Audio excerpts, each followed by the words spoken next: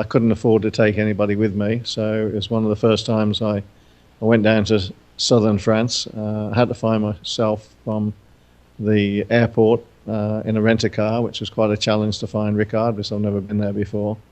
And I was one of 6 or 7 drivers being tested by the late great Colin Chapman and Lotus. And I was last on the pecking order because all the other drivers were being tested for the second seat the following year.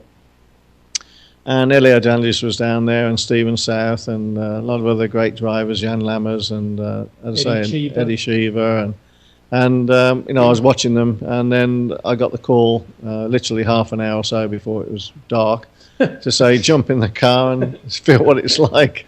And obviously at that time we had the mile-long straight, and you get onto the straight and you just sit in there for what appeared to be an eternity, flat out, doing upwards of 200 miles an hour. And I was thinking, my goodness me. And then you get to the corner, you know, it's my first time in a Formula One car.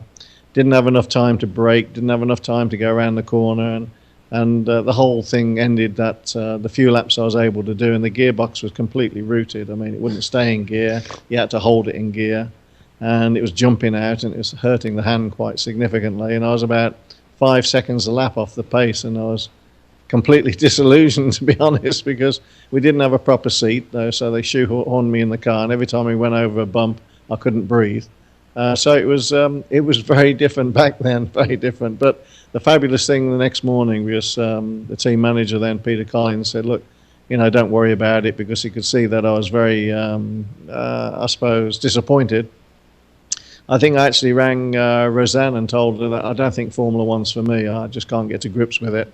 And he just looked at me and laughed. He said, how many laps have you had in the car? And I said, well, I think it was about 12. I think it was, or something like that. And he said, look, we're going to give you another go tomorrow. Wait to see what happens tomorrow, because you'll feel more comfortable. And of course, tomorrow came, and then I was going down the straight flat out, and then everything slowed down. The brain upsurged, and on my next lap, I was virtually 5 seconds a lap quicker. And